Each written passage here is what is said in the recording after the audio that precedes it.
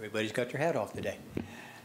I pledge allegiance to the flag of the United States of America and to the republic for which it stands, one nation, under God, indivisible, with liberty and justice for all.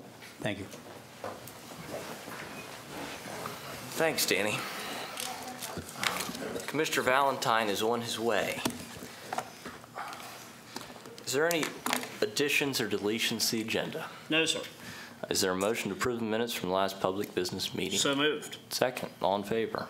Aye. Aye. Commissioners, item number 1 under presentations.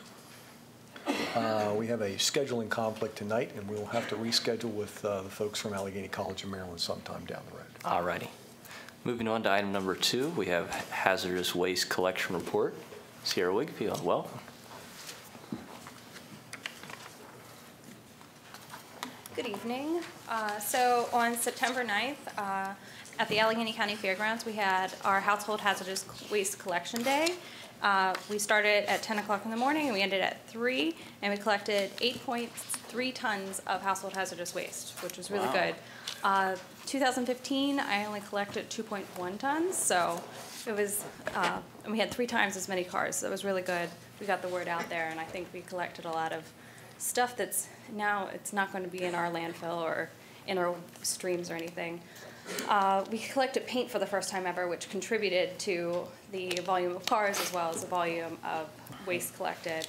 We asked everybody to pay $2 per container, and there wasn't much fuss over that, and then that paint was actually recycled, so that was really successful. Let's see here. The project, it was under budget, so I'm really happy to figure that out. But I want to let people know to, whenever they're buying household hazardous things that become household hazardous waste, like pesticides, herbicides, batteries, and such, consider replacing with alternatives, greener options. In fact, we gave out spray bottles with a recipe for all-purpose cleaner that you make yourself at the event that was provided by the Chesapeake Bay Trust. They provided some funds for us to provide alternatives. Reduce, so whenever you're buying these things, buy a small container, or think about your project so you don't have extra left over, so you don't have to wait until we have another one of these days to collect.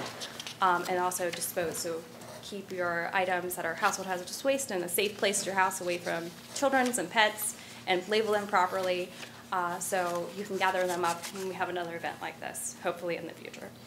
And then I also have some items over there on one of the posters that you can get rid of all the time. You don't have to wait for a household hazardous waste day. Batteries, light bulbs, antifreeze, motor oil, Freon appliances, and medicines. Most of those are free to dispose of. Let's see here. I'd like to thank my sponsors for the event, because this is expensive for the county, and if it wasn't for the county footing most of the bill, the City of Cumberland, City of Frostburg, Town of Lonaconing, Town of Westerport, the Chesapeake Bay Trust, Bergmeyer's Hauling, Weiss Market, NEFCO, the New England Fertilizer Company, Advanced Disposal Waste Management, it wouldn't have been possible. So thank you for all my sponsors as well as my volunteers. They were great that day. I couldn't have done it without all the people collecting paint and directing traffic, so I appreciate all those too. So yeah, successful day. I hope we can have one again soon. Well, thank you, Sierra. No problem. And how much paint? Oh, we had, the total volume of containers was 2,451 gallons, Wow. but that wasn't like the amount of paint that was in the can, Sure. so that was empty cans full. So, Very successful. yes, it was a very good day. That was a lot of paint, so Good job. yeah, very good. Any questions, comments? All right, well, thanks for your time. I appreciate it. All righty, thank you. you. Moving on to our public hearings, we have a public hearing for Prince Albert Sunnyside Water Project. Mr. Nedved. Hello, Commissioners. Notice was given in the Cumberland Times News on Saturday, October 7th, that the Allegheny County Commissioners would sponsor a public hearing on the following subject: Sunnyside and Prince Albert Water Project.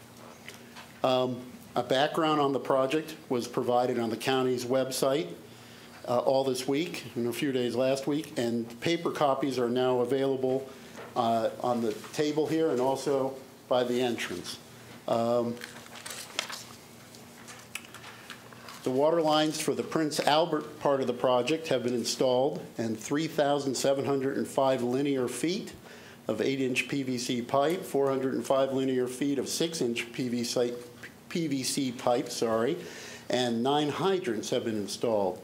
The water lines for Sunnyside Water Project have been installed, 3,404 linear feet of 8-inch PVC pipe, 4,917 linear feet of 6-inch PVC pipe, and 13 fire hydrants. 17 households are now able to connect in Prince Albert, and 43 residents are now able to connect in Sunnyside. Notices were sent out to them that they could connect, and grant funding is also available. I'd like to say that, emphasize that. Grant funding is available for those that qualify income-wise to pay for the cost of the connection. And at this point, if anybody's here to comment or provide any comments, I guess, on the project itself, I'll take that at this time. Any comments, Prince Albert, Sunnyside? Yep, Mr. Williams. Thank you. Oh, okay. Welcome, Mr. Williams. Thank you, Danny. All right. All right. Any further discussion? No, that was 3 years in the making. It's good to see it happen because these people was in desperate need. So thanks, David. Yes. Thank you, It's one of the Commissioners. most needed projects we've had in a long, long time. Yes, it's a very, people were, in Prince Albert, people were getting their water out of the creek, that alone. Thank you. Absolutely. Moving on to our action agenda, we have a resolution 1726 for Prince Albert Sunnyside, 102,000 USDA loan resolution. Mr. Bennett. Good evening. Well, as Mr. Nedved was just discussing, this is also the Prince Albert Sunnyside Water Project. This is one more piece of the puzzle. This would be a $102,000 USDA loan that we're seeking your permission to close on. So part of a $1.7 million project in total with USDA, MDE, and CDBG money, grant and loan mix in it. Projects to be completed in the spring, serve about 60 customers, as David mentioned. We originally authorized this as part of Bond Bill 5-15. The loan will be 1.75% for 40 years. Debt service will be $35.56 annually, $3,556 annually, and it'll be paid by the users of the system. And with your approval, we'll close next month. Great. Any discussion? None, sir. Is there a motion? So moved. Second. All in favor? Aye. Number 5 is a Pond Circle $100,000 USDA loan resolution. So here we go again, another water project, another small water project. This one will be a $100,000 USDA loan for Pond Circle. It's part of a $280,000 project with USDA grant, loan, and MDE money involved. This will serve 17 customers. We also authorize this with Bond Bill 5-15. It's 1.625% at 40 years. It'll be $3,408 annually for debt service, also paid by the users of the system. And same thing, with your approval tonight, we'll close this loan next month. Great. Any discussion? No. Great. So moved. Second. All in favor? Aye. All right. And item number 6 is our retirement incentive for current employees. Last one for me, I promise. As we discussed during our September 21st work session, we've explored the idea of doing another retirement incentive to, I've used the word stabilize our workforce, to hopefully keep it at current level, if not shrink it just slightly. We had good luck with this back in 2010 and 11. We were able to help 36 individuals retire at that time and didn't replace a lot of them back then. This time we'll probably replace more of them, but we'll certainly pick and choose our spots where we can maybe eliminate a position or two. What you also get with that is savings because you can bring in new employees at a reduced salary and reduced benefits. So as we discussed, there's 61 people eligible currently, and we've thrown a tiered system together that we talked about in the work session. Would be $15,000 for 30-year employees, $12,500 for 25 years, $10,000 for 10 years, $7,500 for 5 years and age 62, And then for each of them, we'll add $150 per year of service. Those that are age 62 and only have between 5 and 9 years, we'll up it to $200 per year. So it's just what we discussed in the work session. Timing on this, what we're going to do with your approval tonight is we'll open it up December 1st for application from employees, run that all the way through February 28th, so they have plenty of time to think about it, make their decision. And then we're going to ask them to leave county service by May 1. We'll then go ahead and pay out those benefits or that incentive with the first pay in May. So the intent would be they'll be off the books for our pension payment. They'll be off the books for next budget year. And then, as I said, we'll look case by case at each position as far as do we refill, do we drag our feet in refilling, do we not refill at all. So cost-wise on this, if every single county employee that was eligible took this, it would be $1 million. I certainly don't anticipate that. I would think it tops 1/3 to a half, maybe take this. So our outlay could be as much as $500,000. I don't even think it'll be that high. What we'll do is temporarily use fund balance, and they'll repay themselves after 5 months. We'll start reaping the benefit of them going. So, and then once we reach a year out, we could save as much as $400,000 to $500,000 a year, depending on how many positions we eliminate. So that's what we have for you tonight to consider. If you're willing to do it, we'll go ahead and get the ball rolling and start putting notice out to employees. Jason, how many employees were eligible? 61. Okay. Do we have a target number we're aiming for? If it's like last time, I'm expecting 20 to 30. 30 is probably on the high side, 20 is probably 40 to 50%. Yeah. And this is a program that proved itself, what, 6 years ago, I think? 6 years ago, it really helped us out in a really tough spot at that time. We were able to eliminate a lot of positions through this. We didn't have to lay people off. This was totally voluntary. Same thing again. You go this route first, it's the voluntary route. If some take it, that's great. It helps us out. Plus, it really helps those of retirement age that's thinking about it but just weren't sure, and just a little extra bonus Be that little extra nudge. helps them out. So I think it's great. Make a motion, we move forward with this.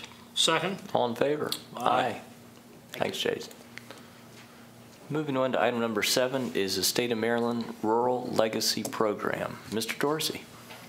Thanks for that last one, too. Don't get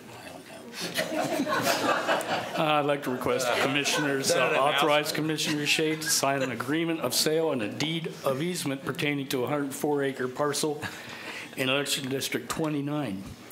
State funds will pay for this grant to acquire an easement and from the willing property owner of this property, and it's within the designated Mountain Ridge Rural Legacy area.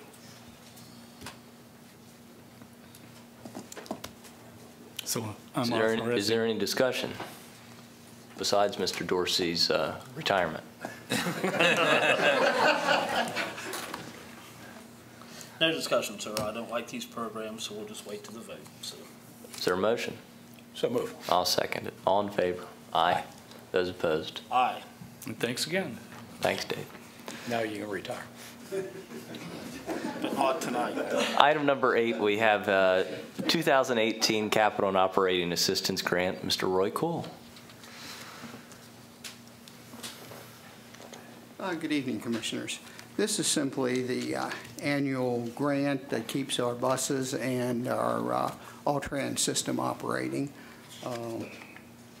There's nothing really outstanding about this particular year. In terms of capital, we're looking at, it's actually 3 replacement buses. Other than that, it's operating funds. Great. Any discussion? No, sir. Nope. Is there a motion? So moved. Second? All in favor? Aye. Thank you. Thanks, Roy. Moving on to our consent agenda. Mr. Eberly. Commissioners, this afternoon we have 12 items on your consent agenda for possible action. Item number 9 is a motion to adopt Resolution 17-28, giving Tri-County Council authority to leverage MEDAF and ARC funding to light segments of the fiber currently in place in both Garrett and Allegheny County to support business park prospects. Item number 10 is a motion to accept state Homeland Security funding for fiscal 2017 in the amount of $148,606 in support of interoperable communications and emergency response plans. Item 11 is a motion to accept a $25,651.26 grant from the Tech Responder Training from MIMS. Item 12 is a motion to authorize staff to advertise RFPs for a website redesign and a contingent management for the county's tourism program. And in a few moments, I'm going to ask Ashley Workman to come forward and elaborate. Item 13 is a motion to reappoint Mr. David Weimer to the Potomac Highlands Airport Authority through June the 30th of 2020. Item 14 is a motion to declare surplus 11 abandoned vehicles currently in the possession of the Allegheny County Sheriff's Office and authorize their sale.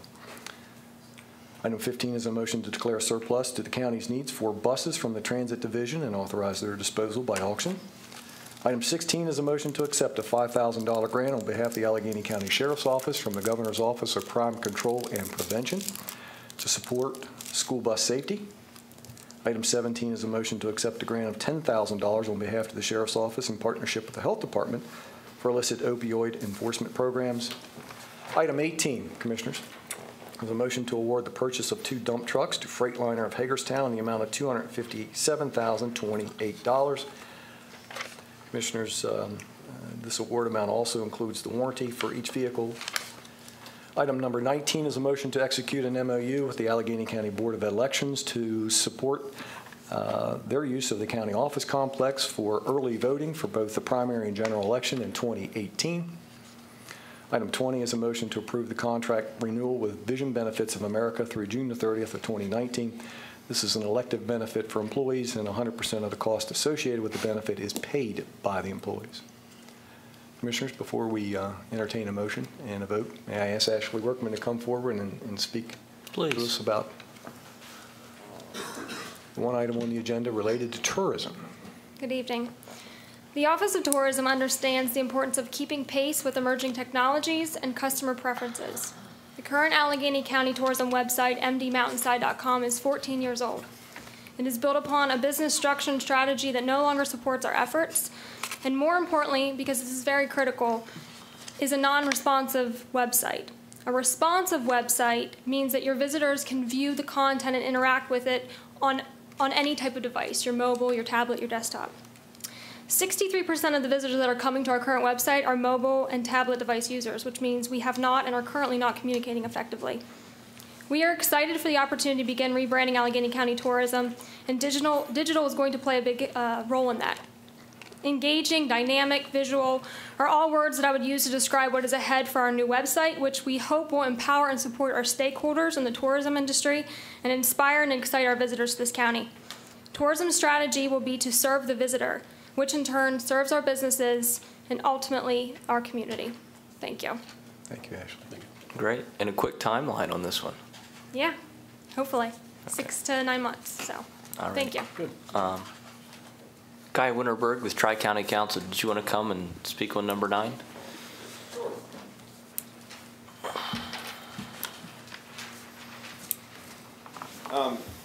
First of all, I just want to thank everybody for their support, because if you guys have been involved, you know what a long road it's been just to get to this point where they give us authorization to make application. So Tri-County's involvement in this is simply because this is a bi-county project. Had this been Allegheny County, we wouldn't be involved, but with 2 counties involved, we felt like it was a great initiative that we could take on. And what this project's going to do is it's going to end up providing fiber into 7 industrial and business parks across both counties. So, I mean, that ultimately will support about 9,000 jobs between what we currently have and what's going to be projected over the next 3 years. Great.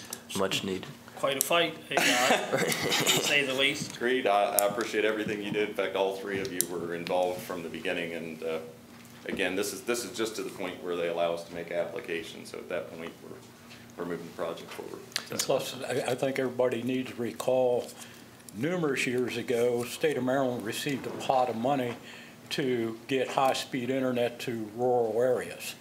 It seems our rural areas in Maryland ended up being Prince George's County, Montgomery County.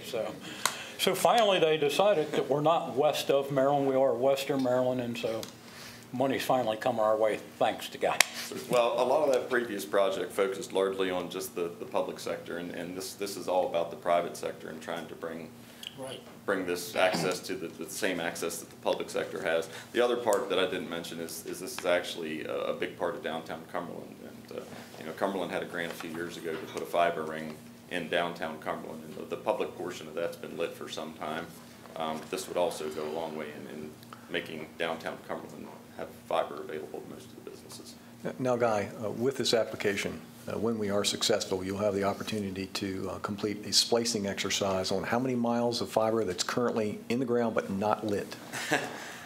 We've been back and forth on the entire scope of the project, and I guess it kind of depends. It could be anywhere from about 63 to maybe 90 miles of fiber that's been laid in the ground since 2013 that hasn't been lit.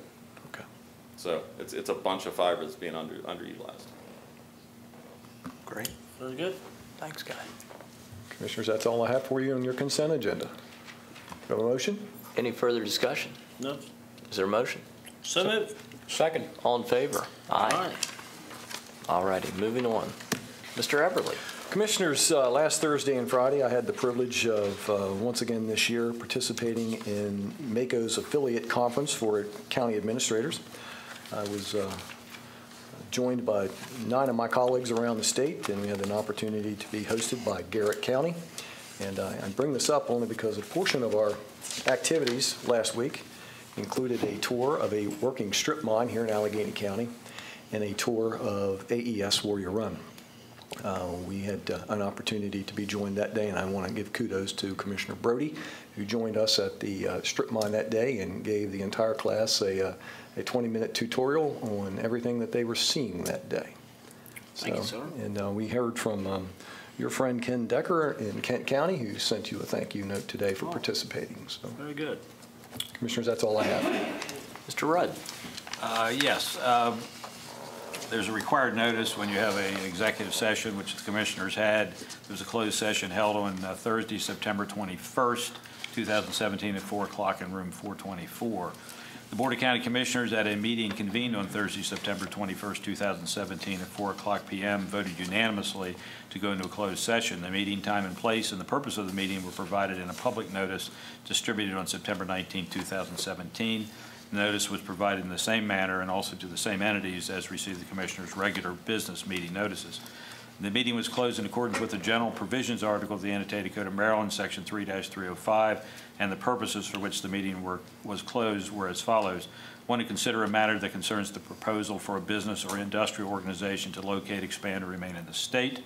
Number 2, to discuss the appointment, employment, assignment, promotion, discipline, demotion, compensation, removal, resignation, or performance evaluation of appointees, employees, or officials over whom it has jurisdiction.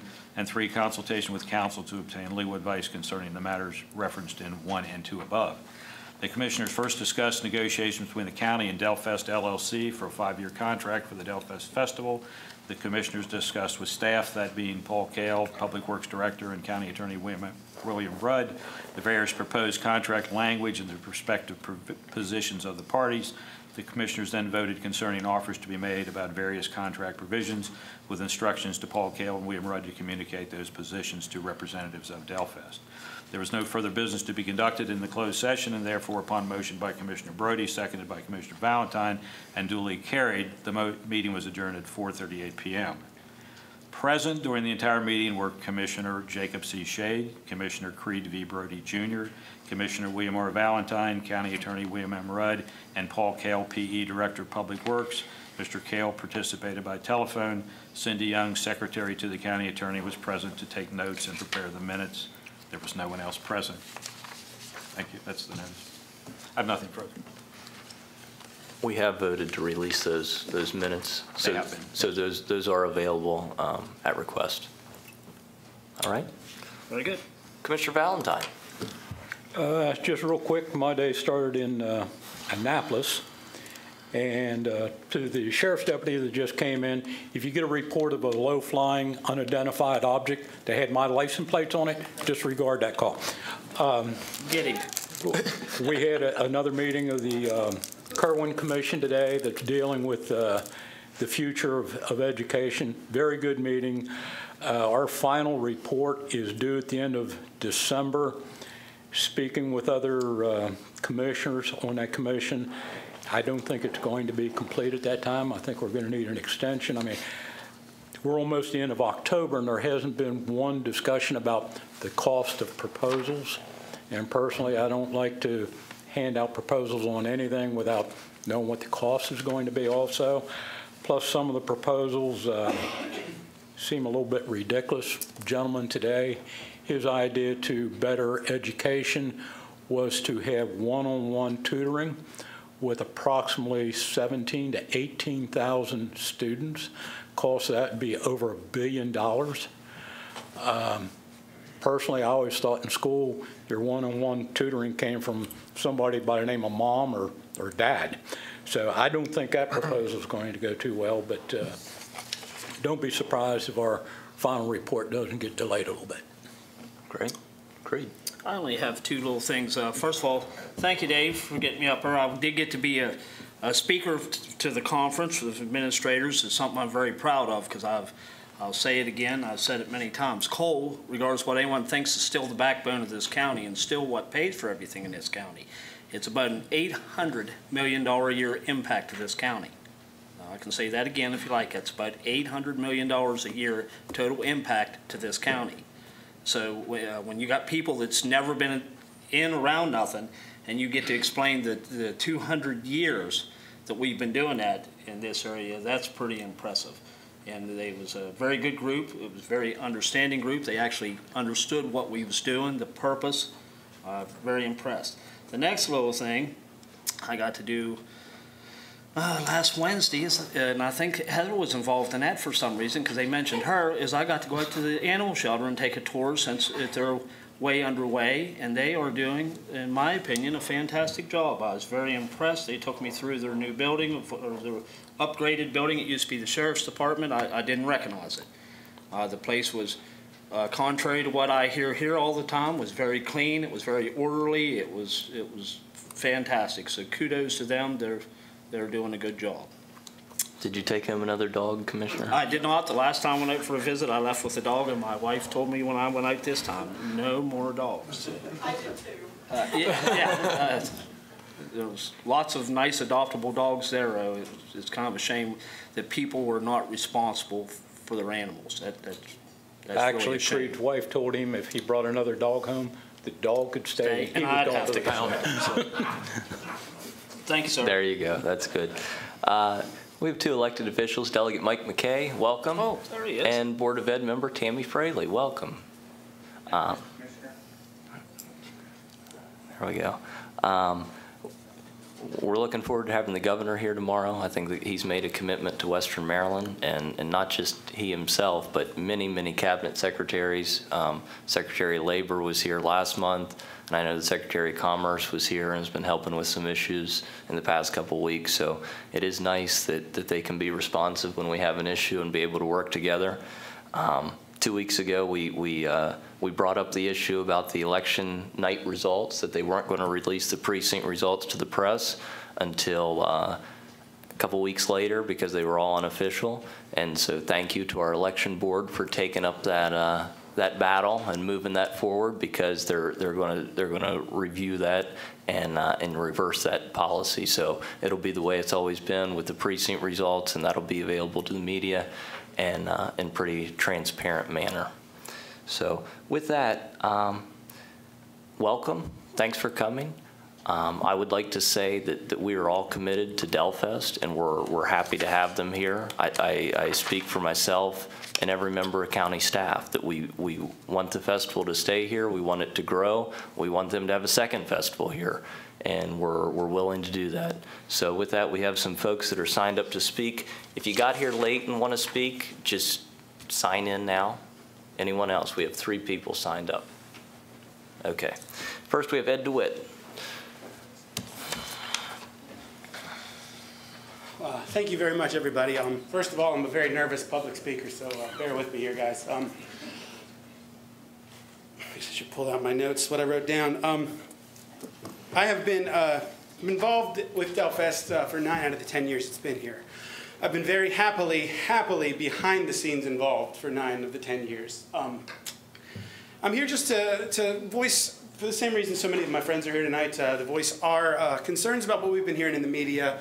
And I realize that that's only half the story. And without getting into any of that and not knowing, because we can't know what you guys are doing behind the scenes, I wanted to offer a bit of perspective from my personal story. I'm a lifelong born and raised resident of Frostburg. I'm happily back in the county after living in West Virginia for 3 years. I'm married. I moved back to Frostburg. I'm here, and I'm happy to be here. I'm happy and proud to say that I know about half the people here personally. A lot of you I recognize, a lot of you I don't know. I owned and I jumped into the county, the city, Cumberland's promise to rebuild itself, and the good things are on their way pretty hard in 2007. I bought a business downtown. I did everything I could. In 2012, I closed that business. I moved to West Virginia. There's a long story involved with that. A lot of it was my own fault, but that's okay. Anyway, what I want to say is, in times of great darkness, in times of economic turmoil, the light and the hope for me personally, and for so many of my friends here tonight, is Delfest. It's a measure of hope and national prominence and excitement in this area that is not matched by anything else. The thrill that I get personally when I'm sitting at work and I see an article in Rolling Stone magazine that mentions Cumberland, it's something it's never been matched in my life. And the more time I spend here, the more time I spend with these people, and the more good that everybody, including all of you, are trying to do for this area, the one thing that I constantly go back to, and not because I'm part of this underground movement or anything, it's because it's the absolute honest-to-God truth. When you walk in the Fairgrounds, when you walk into Delfest, there's a feeling that isn't matched by any other event in the county. My whole life it's been that way. You talk to a lot of the people around here, I think they'd agree. So I just want to thank you for doing everything you can to ensure that this still continues to be here for the rest of our lives. And Jake, to hear you say growing is a big plus for me personally. All of us are willing to do, I mean, we work pretty tirelessly behind the scenes with the food bank, with all of the wonderful charities that the Delfest Foundation supports. We want to keep it that way. It would just be a gigantic hole if something unfortunate would happen and we lose it. So, thank you. Great. I'd just like to say real quick, like Jake said, there's no one here in county government that in any way, shape, or form would like to see Delfest leave. I started volunteering with Delfest year 1, well before I was ever a county commissioner. And I get a great joy. I work as a greeter. And now I see people walking in with kids 4, 5, 6 years old. And I'll ask them, is this their first Delfest? And they'll say, well, actually, this one was Delfest 4, this one was Delfest 7. So, yeah, people are coming back year after year. As a volunteer at the food bank, we sit there for hours upon hours as people bring in the canned donations. Grows every year. The one thing that I remember every single year that we're there is they talk about, where are you from? People, oh, where are you from? I'm from Texas, whatever. Where are you from? Oh, I'm from Cumberland. For that glorious moment, they are so envious of us for being here and being in this community. That doesn't happen. Well, when they look you in the eye and they're so jealous that you get to live here, and it's just one of the neatest feelings of my life. Well, so, what you have to remember during the contract negotiations this year, it's only been, 4 months since the last Delfest. There was about a month of just analyzing what went on at the other Delfest, what needed to be changed. Paul Kale, who was handling the contracts for Allegheny County, went on a 2-week vacation. Of course, that 2-week vacation was out at the High Sierra Festival. A little bit of a working vacation. Took his sons out there, had a great time, because he loves Delfest as much as everybody else does. And then Stan and his lovely wife, Dre, went on a 2-week vacation, so he wasn't in communication. Then he said something about having a little rainstorm down at his house in Florida a couple weeks ago. So really, if you look at and the worst part about it was this whole negotiation was being done by email, and there's only been about 7 or 8 emails exchanged. And you're trying to do something by email, just a lot of miscommunications. I feel that that everything's probably pretty well taken care of right now. I missed Stan's interview on CBC this morning, but I understand it was a very positive interview, so I don't think anybody has to worry about Delfest leaving for quite a while. Thank you. And Paul paid for that out of his own pocket. Yes. That's a fact. On his own time, on his own dime. Now, next year, well, next up we have Mr. Patrick Riley.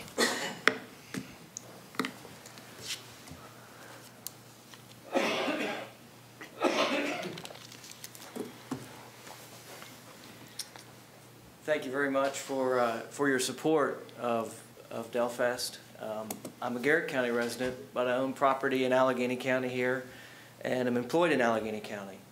And I've been to Delfest almost every year, not quite every year, and I've just seen it to bring great people together across the political spectrum to enjoy great music, you know, second to none in the world.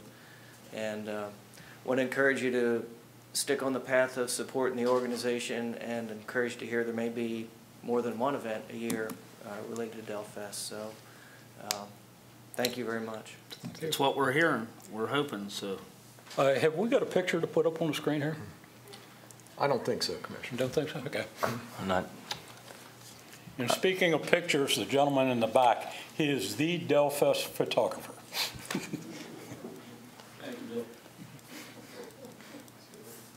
All righty. Next up, we have Mr. Craig Miller.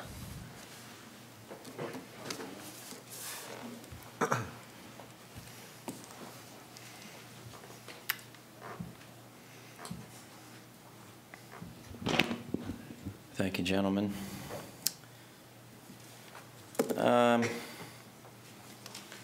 do have I have written down all of my notes. I'd like to provide each of you a copy to take with you at the conclusion of my statement.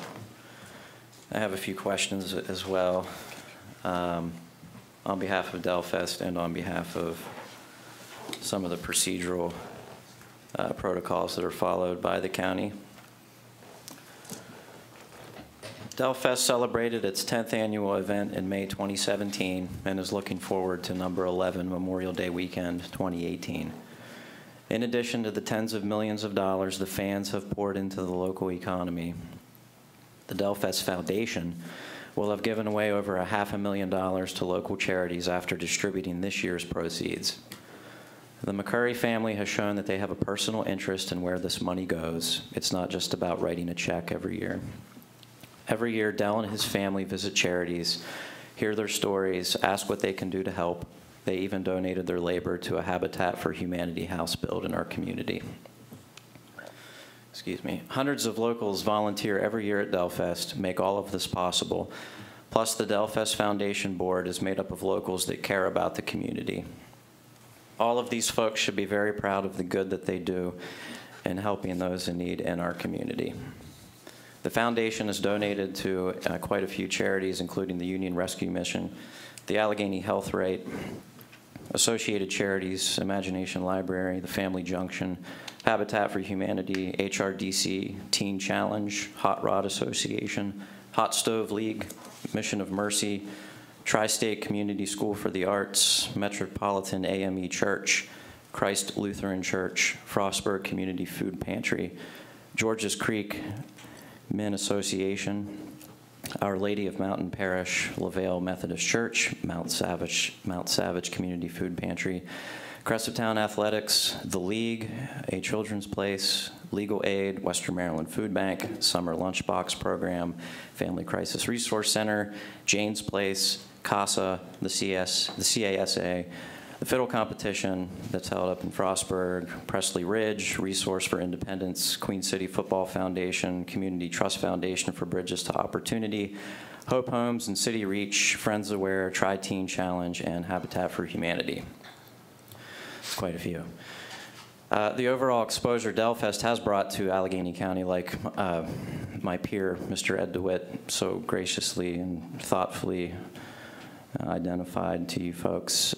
It's immeasurable. The festival has literally put us back on the map in a time when so much around us is declining. With all of the recent negative news on the radio and in the newspaper, fears about losing Delfest appear to be very real and founded, even though you have stated multiple times on the contrary. Western Maryland and Allegheny County cannot afford to see Delfest move elsewhere. With that being said, the organization and methodology of the county commissioners and administration has caused many folks concern. Specific issues related to how the county operates include just some procedural questions about how our county, I'm a taxpayer, I live here in this county, I raised my family here, I work and I do all kinds of things in the community. I love this town, I love this city.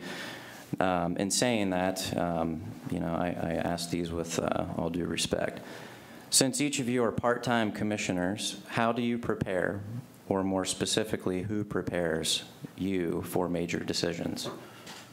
Is it just yourselves, or is there a quorum between the three of you, or is it up to each of you independently, or typically, how do you arrive at a decision? Is it on your own accord, or? The commissioners may be part-time, but our department heads are long-time, very qualified professionals. That's why Mr. Kale is head of Public Works. The Fairgrounds comes under Public Works. He's the one who takes care of all the negotiations. He'll come to commissioners one at a time. We can't all three be together unless it's a public meeting. He'll come to each commissioner if he's got a question, if he needs approval to go one way or the other, if he just needs a suggestion one way or the other. Then the professionals bring a recommendation, just like you watch time after time here today. They bring the recommendation to the commissioners, and then we vote it up or down. And sometimes it's followed, sometimes it's not. But I would just say it depends on what the issue is. Obviously some are going to be some departments, others are going to be other departments, and it just kind of depends, because sometimes the staff members that aren't department heads are the ones that are the point people for that. Other times the county attorney will be there if we need that. Other times the county administrator will be involved too. Okay. Thank you.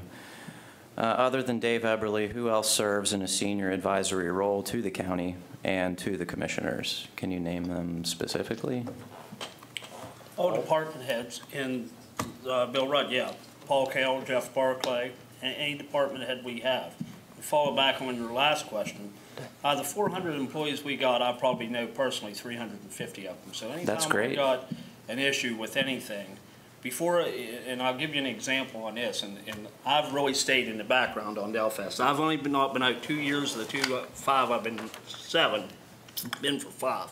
I go out and tour the place with Kevin. This year when I went out to dinner with Stan twice, he said, Creed, of all the years, I never see you here. I said, I'm here, but I'm here to make sure the toilets is working, you got adequate water, you got your internet up and running and stuff.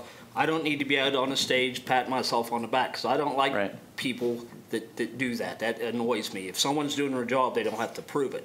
Sure. So the first time I was out, Kevin said, what we need is some new campsites. Need to expand. So immediately, back to work 2 years ago, sat down with Paul and said, okay, we need a piece of equipment to make some campsites out here for Delfest. Okay, that happened, that was done. Last year, I got a hold of Kevin, same thing, it was out on the golf cart. What's your issue? What's the holdup? He said, well, Paul got the stage graveled up and stuff, but we need a telehandler to help unload trucks and stuff. And he said, now I can get out in front of this, getting set up for Delfest long before they even get here. What do you need? Need a piece of equipment. So me and Paul, and actually Bruce Smith from maintenance, which does so much behind the scenes out there for Delfest. He's another unsung hero. We went to Frederick, we put out a bid for one, we bought one, had it delivered. Same way this year when Stan approached with the internet issue. I said, I've never even heard of this. Within 1 week of him approaching, it was fixed.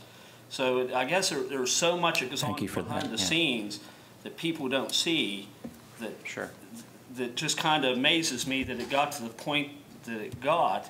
And there was several comments, especially about me. It said, well, we're surprised Creed don't know there's an issue. I did know it was an issue because I do speak with Stan. I do speak with Ronnie McCurry when he's in town and stuff. I just want to be here to help. What do you guys need?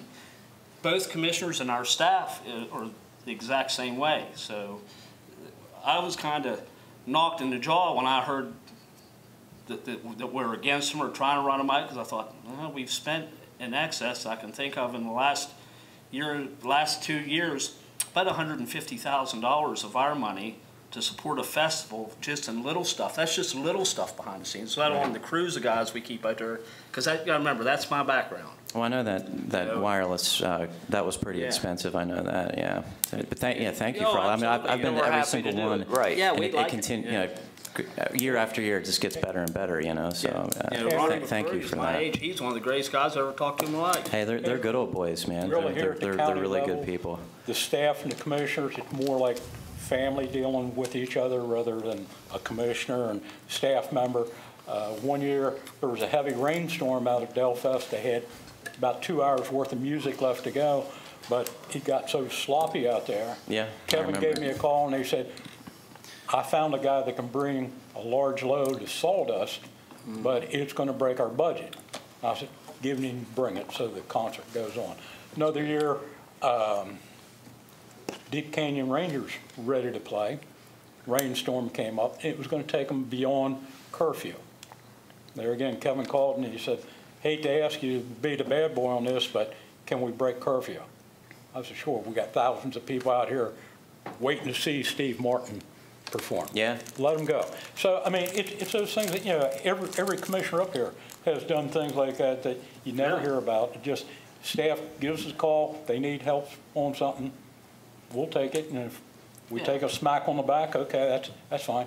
That's great. And I would say there's not one night of the week that any of us aren't at some event somewhere representing all three commissioners. And I think that we do a pretty good job of knowing what areas of interest we have, what areas we're more focused on, and Bill's certainly been the point person on Delfest, and that's fine. He's done that job fine, but it's not that we're not interested. Bill's just filled that role. Sure. And there's other issues where me and Creed are more interested and we're more involved. So that's kind of how we view it. But at the heart of it, the county is the priority. Is that correct? I mean, that's the most important thing. So I think going forward from there, I thank you for answering those questions. Just have a few more. So whenever the county, I'm interested. I was part of the push that the Pale Ale Army that stood up against some local corruption that involves some unfortunate things that happened to some county personnel prior. We don't need to get into that, but I did have questions about how stuff like that is handled. Two specifically, maybe a follow-up. When there are complaints against key county personnel, such as the former economic director, who is in charge of investigating those matters? Well, I don't want you to try to tie complaints to corruption if that's. Well, I didn't say corruption in that question. Well, I just want everyone to be clear. There's no one's accusing the former economic development director of corruption. I didn't either. All right. So okay. I can read the question once more if it would help clarify what I'm asking. That's fine. So when there are complaints against key county personnel, such as the former economic director, or such as X, who is in charge of investigating those matters about county personnel complaints? Well, I guess it depends on, number one, the seriousness of it, but ultimately it's up for us to review and make a decision of whether there needs to be a personnel change. The commissioners? So is that something that would be... That ultimately falls to the commissioners. Would that be something that would be, you guys would meet together, or would it be something that we would arrive at an individual? That would require a session of all three of us. I guess it would depend on if it was something that was urgent enough, and I'm pretty sure law does this and allows for this, where Bill could talk to each one of us individually. If it was something that was pressing, it had to be done right away and get a consensus. Let me elaborate a little bit. When you say complaint, that could be everything from, the guy wasn't polite when I called him on the phone to sure. There's some criminal action. But yeah, it's a vast. Well, okay. Yeah. So if we have a whole ethics thing that the state law requires us to have. If somebody makes an ethical complaint, it's actually handled by my office investigator. There's an ethics commission. We're not talking about that here. If you're talking about somebody's performance, ultimately every county employee other than myself and my assistant really work for Mr. Everly first and then for the commissioners. It would be his obligation to investigate or do whatever. If somebody's to be disciplined, we have a whole civil service rules and regulations, grievance procedure. You can imagine, it's public employees, that's what it is. Sure. So it really depends upon the nature when you say complain about somebody. Obviously, if it comes to a commissioner and there's some complaint about somebody's performance, my guess is the commissioners are going to discuss it. Personnel matters are almost always discussed in an executive session because state law provides a certain level of confidentiality for employees that we can't breach. It would be discussed there. If he felt the need to refer it to Mr. Everly or to somebody else for action, the commissioners did, that's what would happen. So that's a long answer to your question, but it also depends upon the nature of the I appreciate that. Thank you. And plus the statement that the former economic development director wasn't involved. Barb Buell was a contractual worker for the county, but she worked under the Department of Economic Development. So basically, that director said, Barb is the point person, go to her. If she had any problems, she could go back to the director. And I know there's been statements made that Mr. Everly hasn't been as involved as what he should be. There again, he lets his department heads take care of this. And I'm quite sure everybody remembers the train car that was done last year for the McCorys, Sure. for the 10th year anniversary. Yes. That was Dave's idea, totally, 100%. He designed the whole thing. It was his. He took us and ran. That's hardly somebody that's not involved or somebody that doesn't want to help keep Delfest here. And also at that time, that group of people that stand around, they were given a proclamation. We proclaimed the McCory family citizens of Allegheny County. So that doesn't hardly say we were trying to chase anybody out. You know, this thing on the contract negotiations got way out of hand. A lot of misinformation out there. People not knowing what the negotiations are, and the county doesn't negotiate on a radio station or in a paper, whatever, or negotiations directly with both Stan Strickland and Roy Carter out in California. So there again, emails going from Allegheny County to Florida to California, and there was just some misinformation or misunderstanding. There was a no compete clause, which we had absolutely no problem. We originally said we wouldn't have any music that was bluegrass music or country music that would compete with this festival. Right. Stan wrote back and said, take out country music. He wanted it to be, what was the term he used? Roots. Roots music. I don't know if you know exactly what roots music is. I surely didn't. What it encompasses. I looked it up on the internet, and basically the actual definition of roots music is any type of music that has spawned another genre of music. And the example they gave, country music gave birth to rockabilly music, which then gave birth to Elvis Presley style rock and roll, which then gave birth to Beatles style rock and roll. And it just kept going. Well, after a while, you looked at it, and Stan has a vision for bringing additional festivals here, whether they're through his company or companies he's not even associated with. Well, we looked just with roots music, it seemed like it would take all other festivals off the table. And then whenever I spoke with Stan in person, he was, oh no, that's not my definition of roots music. Roots music is just pure acoustic music. So there was just semantics, you know. Well, it's a good example because it seems like there's miscommunication there, even that you took it upon yourself to look online, and then instead of engaging in a back and forth about what your definition is versus his definition. And I mean, I didn't write anything actually. I had an interview with the Times News. I apologize for some of the verbiage I used. I think it was maybe it was a little harsh, but at the heart of it, I've said it multiple times, I think, I do business. I have customers that I deal with all the time. I have to get on phone calls with them, and sometimes they're difficult. But Can I interrupt you a minute? Let's straighten something out here. There's emails with most people have seen now. They're on the internet. Paul Kale and I, who were doing negotiations, asked to have conference calls with Stan Strickland and Ronnie McCurry many times. They've yet to take us up on the offer for the very reasons you're talking about, the very reason Commissioner Valentine talked about. It is hard to negotiate by email. I I've been agree. doing this for 41 years. I've negotiated a lot of stuff, both my private practice and here. This is the strangest negotiation I've ever had because you can't get anybody to pick up the phone and talk to you. They'll talk to Commissioner Valentine, but they won't talk to me or Mr. Kale. We've resolved that issue. So just understand, there's two sides to every story, and one side is we didn't have communication with the other side except in very limited 15-word emails. I understand, whatever. and I understand It's very it's a terrible way. These It's are terrible. complicated issues, okay? I don't think it's that complicated. Everyone Wait just a needs to second. get in a room No, and figure it out. That was going to be the end of my statement there, but that's that's my okay. point. So, and I'm not knocking anybody else, but that's the way that I'm used to doing negotiations, to pick up the phone or sit in a room with somebody. We even offered to fly to wherever they wanted us to fly to at our expense to sit down with the McCurrys and Stan, and they didn't take us up on that. Now, that's fine, but I'm just telling you, we have gone more than halfway to try to meet them. This is getting resolved because we've put forward a proposal, okay, that Stan has gotten. I've got emails back. He's taken it up with the family. They like it. They're going to meet with it. Their attorneys are drafting language. For the first time their lawyers are involved. They're going to give us back the language that they proposed. We're supposed to have it by the beginning of next week. Hopefully I can then sit down with the three commissioners, go over the language, see if there's any more back and forth, and we can get this done.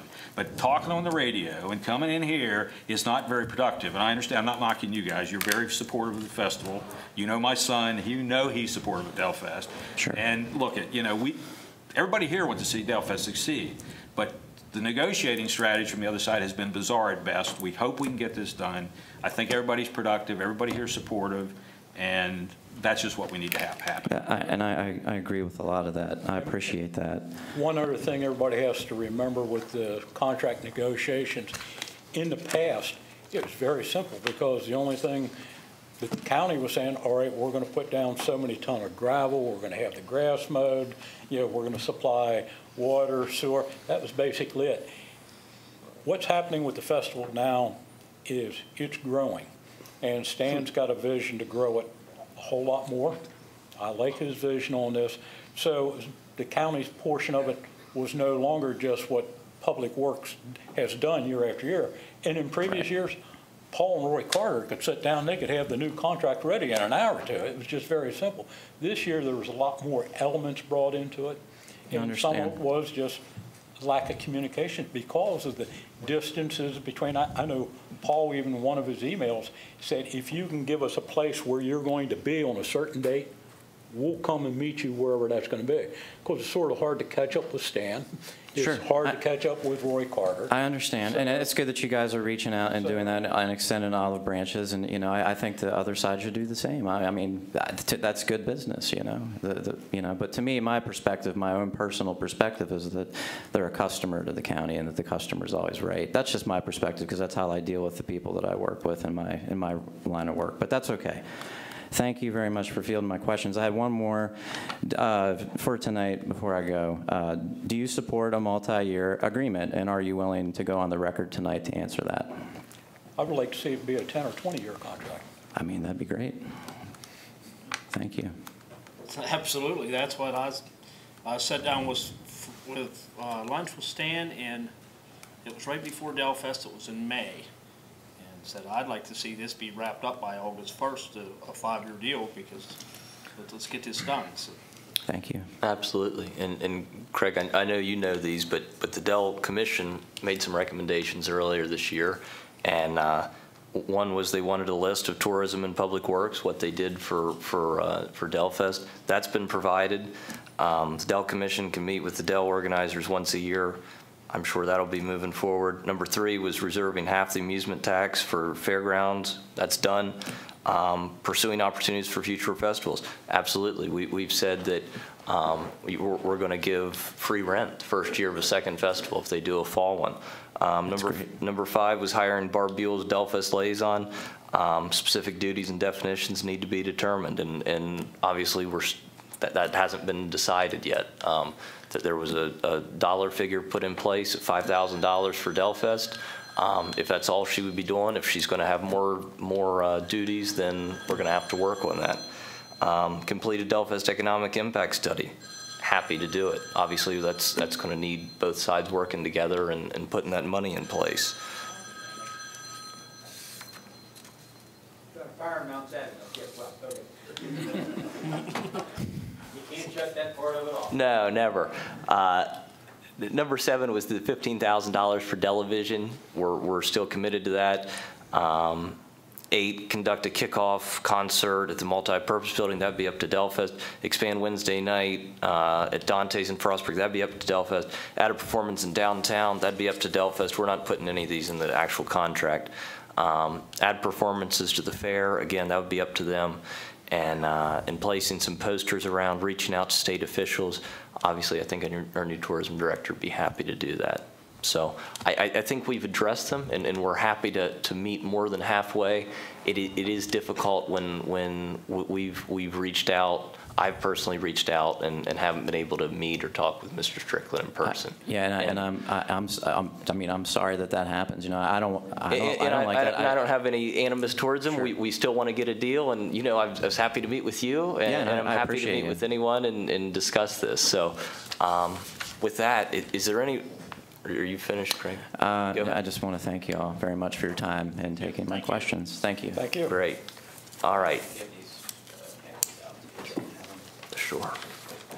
Yes, sir. Thank you. Is there anyone else that came in late that would like to speak? Thank you. This is your chance. Thank you. All righty. I'm an old guy, bigger font next time. There you go. All righty. With that, our next public business meeting is Thursday, October 26th in this room, 5 o'clock. We'll see you there.